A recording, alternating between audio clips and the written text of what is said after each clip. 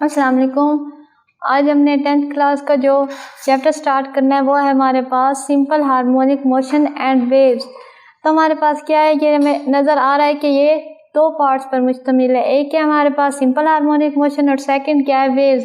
First हम कौन सा स्टडी करेंगे, वो हमारे पास है simple harmonic motion. Simple harmonic क्या है हमारे पास, simple harmonic motion is a type of oscillatory या वाइब्रेटरी मोशन।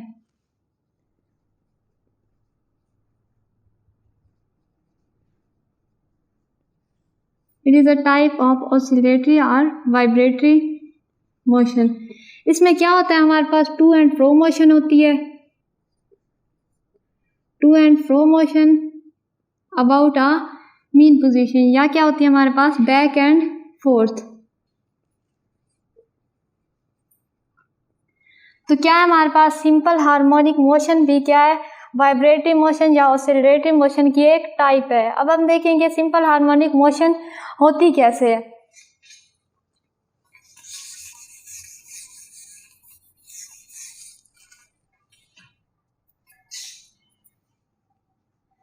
डिफाइन कर लेते हैं सिंपल हार्मोनिक मोशन को। Simple harmonic motion occurs when net force is directly proportional to the displacement from mean position and always directed toward the mean position। अब क्या है, हम लोग सिंपल हार्मोनिक मोशन को डिस्कस करने के लिए इसकी तीन एग्जाम्पल्स ले लेंगे। फर्स्ट एग्जाम्पल क्या है, a mass attach to a spring. Second है हमारे पास ball and bowl system. Third है हमारे पास सिंपल पेंडुलम। हम स्टडी करेंगे फर्स्ट को, mass attach to a spring.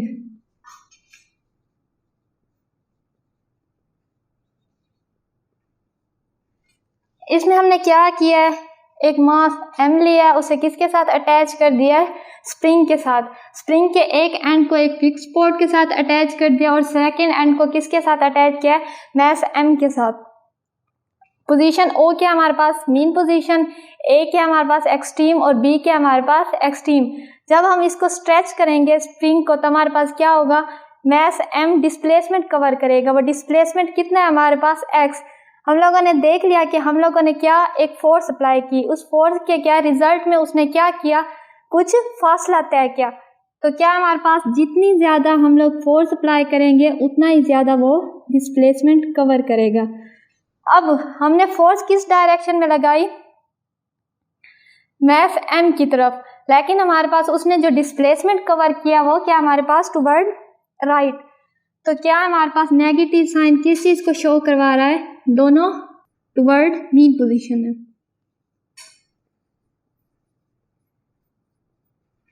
Force की डायरेक्शन क्या है, टुवर्ड मीन पोजीशन। अगर हम देखें डेफिनेशन में तो उसमें क्या कहा हम लोगों ने कि फोर्स की डायरेक्शन ऑलवेज क्या होती है, directed toward the mean position. यहाँ तक हम लोगों ने ये बात देख ली कि फोर्स जो हम जितनी ही हमने फोर्स किसको दी, मास को दी, उतनी ही क्या है उसने, उतना ही उसने डिस्प्लेसमेंट कवर किया। अगर प्रोपोर्शनैलिटी को हम ख़त्म करें साइन को तो क्या आ जाएगा हमारे पास, F इक्वल टू माइनस के एक्स। के क्या है हमारे पास, के है हमारे पास स्प्रिंग कांस्टेंट, क्योंकि हम लोग क्या यूज़ कर रहे हैं, इसमें स्प्रिंग यूज़ कर रहे हैं। अब के की वैल्यू किस पे डिपेंड करती है, ये डिपेंड करती है हमारे पास स्टिफनेस पे। स्टिफनेस क्या होती है, किसी भी मटेरियल का सख्तपन। अगर स्टिफ ज़्यादा होगा मटेरियल तो क्या होगी, के की वैल्यू मैक्सिमम होगी। स्टिफ क्या होगा हमारे पास, अगर स्टिफनेस मैक्सिमम होगी तो के की वैल्यू भी मैक्सिमम होगी। अगर स्टिफनेस क्या होगी हमारे पास, मिनिमम होगी, तो हमारे पास के की वैल्यू भी हमारे पास मिनिमम होगी। अगर हम कंपेयर करें एक बाइक के स्प्रिंग को और सेकंड है हमारे पास एक सिंपल पेन या बॉल पॉइंट का स्प्रिंग, तो क्या है हमारे पास जो पेन के लिए होगा उसके लिए हमारे पास वो स्टिफ क्या होगा, कम होगा, उसके लिए के की वैल्यू क्या होगी, लेस होगी। लेकिन एज कंपेयर टू बाइक उसमें क्या होगी, स्टिफनेस क्या होगी, मैक्सिमम होगी, और के की वैल्यू क्या होगी, मैक्सिमम। तो यहाँ तक हम लोगों ने क्या देख लिया, जब हम लोगों ने फोर्स अप्लाई की किसको, स्प्रिंग को स्ट्रेच करने के लिए, तो उसने क्या किया, डिस्प्लेसमेंट मैस एस ने डिस्प्लेसमेंट एक्स कवर किया। फोर्स की डायरेक्शन क्या थी, टुवर्ड मीन पोजीशन। अब अगर हम देखें तो हम लोग क्या कर रहे हैं, एक फोर्स अप्लाई कर रहे हैं। तो न्यूटन सेकंड लॉ के अकॉर्डिंग क्या था, जब भी किसी बॉडी पे फोर्स अप्लाई की जाती है तो उसमें एक्सेलरेशन प्रोड्यूस होता है, और वो एक्सेलरेशन क्या होता है, फोर्स की डायरेक्शन में होता है। तो हमारे पास क्या था, मैथमेटिकल एक्सप्रेशन क्या था हमारे पास, न्यूटन सेकंड लॉ का F इक्वल टू एम में। और हम लोगों ने जो फोर्स का एक्सप्रेशन इसमें देखा स्प्रिंग में, वो क्या आया हमारे पास, -kx। अगर इसमें से हम लोग एक्सप्रेशन कैलकुलेट करें एक्सेलरेशन का, तो हमारे पास एक्सेलरेशन किसके इक्वल है, F/m। F किसके इक्वल था, -kx के। यहाँ पे वैल्यू पुट कर दें, -kx/m। यहाँ पे अगर हम देखें मैस क्या है, कांस्टेंट रहा तीनों केसेस में, जब वो मेन पोजीशन पे था, जब वो एक्सट्रीम पोजीशंस पे था। लेकिन x क्या हमारे पास चेंज हुआ, मैस क्या रहा, कांस्टेंट, और k हमें पता है ये प्रोपोर्शनैलिटी कांस्टेंट है। हमें पता है जब हम प्रोपोर्शनैलिटी साइन किसकी जगह पे लगाते हैं, अगर हमारे पास हो F डायरेक्टली प्रोपोर्शनल है -x, प्रोपोर्शनैलिटी साइन को ख़त्म करने के लिए हम क्या लगाते हैं, प्रोपोर्शनैलिटी कांस्टेंट। अब इसमें क्या हमारे पास प्रोपोर्शनैलिटी कांस्टेंट दिया हुआ है, और इसको हमने ख़त्म करके प्रोपोर्शनैलिटी फॉर्म में लेके आना है। तो क्या बनेगा हमारे पास, एक्सेलरेशन डायरेक्टली प्रोपोर्शनल है, x बच गया, -k/m हमारे पास कांस्टेंट थे। तो यहाँ से हमें सिंपल हार्मोनिक मोशन की एक और डेफिनेशन मिल जाती है। वो क्या हमारे पास, acceleration is directly proportional to the displacement, क्या हमारे पास directly proportional to the displacement from mean position. अब अगर हम मोशन देखें किसकी, mass attach to a spring,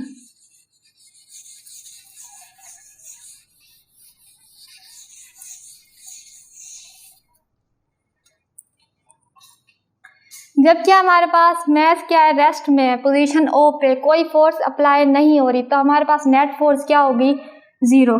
net force क्या आ गई हमें, at position O net force 0 है। डिस्प्लेसमेंट भी क्या है हमारे पास, 0 है।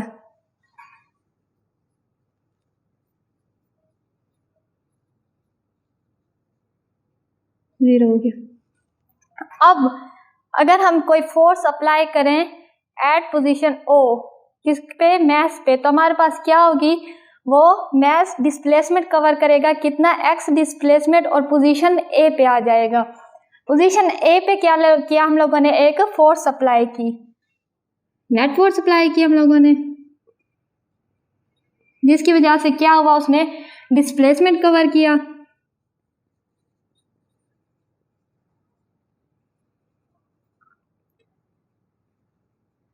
अब अगर हम यहाँ पे आके इसको छोड़ दें तो ये क्या करेगा, पोजीशन O पे दोबारा आएगा।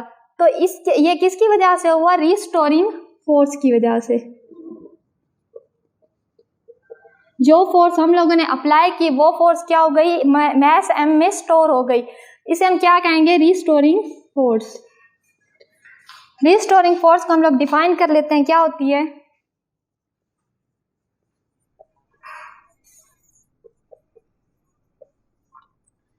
a force which push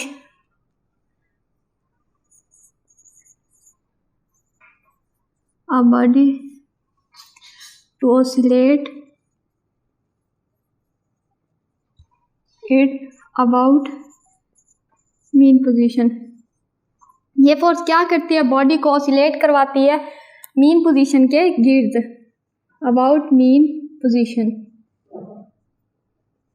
अब इस फोर्स की वजह से क्या हुआ, मैस m ने पोजीशन A पे क्या किया, स्टे नहीं किया, वो पोजीशन O पे आ गया। अब पोजीशन O पे क्या हुआ, स्पीड हमारे पास क्या हो गई, मैक्सिमम, जब हमने क्या किया, स्प्रिंग को छोड़ा तो हमारे पास स्पीड या फिर हम वेलोसिटी कह सकते हैं, ये मैक्सिमम हो गई, मैक्सिमम हो गई। अब क्या हुआ, इनर्शिया की वजह से वो ओ पॉइंट पे नहीं रुकेगा, वो दोबारा पोजीशन बी की तरफ आ जाएगा। इनर्शिया क्या है हम लोगों के पास,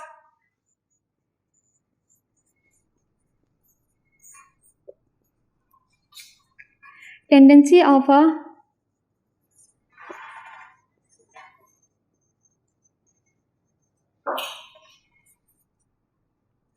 to exist its states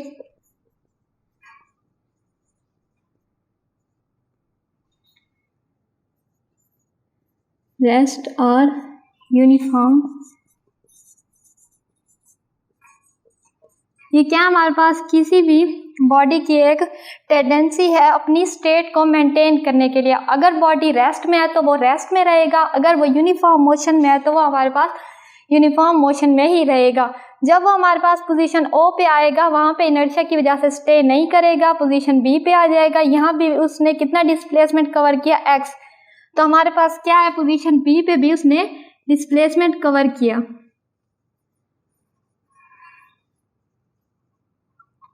और दूसरा क्या किया उसने, फोर्स की डायरेक्शन, फोर्स, नेट फोर्स इस पे अप्लाई हुई। नेट फोर्स अब कौन सी थी, वही रिस्टोरिंग फोर्स। अब यहाँ पे क्या हुई, स्पीड, स्पीड क्या थी, पोजीशन ओ पे मैक्सिमम थी, लेकिन वो एक्सट्रीम पोजीशन पे क्या होती जाएगी, डिक्रीज होती जाएगी, स्पीड डिक्रीज होगी।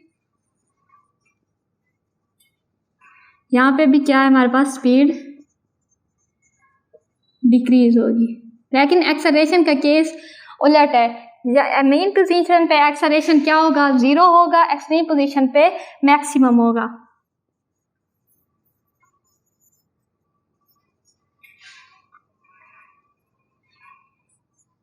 एक्सेलरेशन हमारे पास मैक्सिमम होगा यहाँ पे, लेकिन मीन पोजीशन पे हमारे पास एक्सेलरेशन 0 या फिर मिनिमम होगा। अब हम लोगों ने यहाँ तक देख लिया कि हमारे पास mass attach to a spring क्या शो करवाता है, सिंपल हार्मोनिक मोशन। क्यों सिंपल हार्मोनिक मोशन शो करवाता है, क्योंकि वो क्या करता है, पोजीशन ए और बी के दरमियान टू एंड फ्रो मोशन करता है, या फिर वो हमारे पास क्या करता है, बैक एंड फोर्थ। इसमें अगर हम देखें तो स्प्रिंग क्या है हमारे पास, इलास्टिक बॉडी है,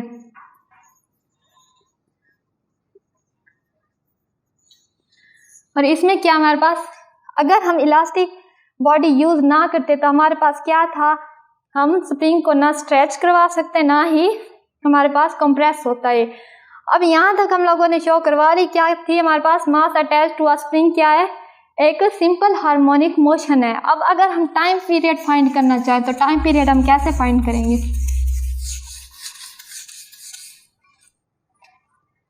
टाइम पीरियड, टाइम पीरियड को हम कैसे डिफाइन करेंगे, टाइम पीरियड होता है the time taken a body to complete one vibration. One vibration क्या है हमारे पास, पोजीशन ओ से ए से फिर ओ से बी से ओ, ये क्या हो गई हमारे पास, एक कंप्लीट वाइब्रेशन हो गई। अब इस वाइब्रेशन को कंप्लीट करने के लिए जितना टाइम रिक्वायर होगा वो हमारे पास होगा time period of simple harmonic motion या फिर mass attach to a spring. उसे हम कैसे कैलकुलेट करेंगे, T is equal to 2πm/k square root. K क्या हमारे पास कांस्टेंट है और मैथ भी हमारे पास कांस्टेंट है। यहाँ से हम लोग क्या फाइंड कर लेंगे, time period of simple mass attach to a spring. अब क्या था हम लोगों ने यहाँ पे हमने first example of simple harmonic motion study कर ली। नेक्स्ट हम अपने नेक्स्ट लेक्चर में स्टडी करेंगे।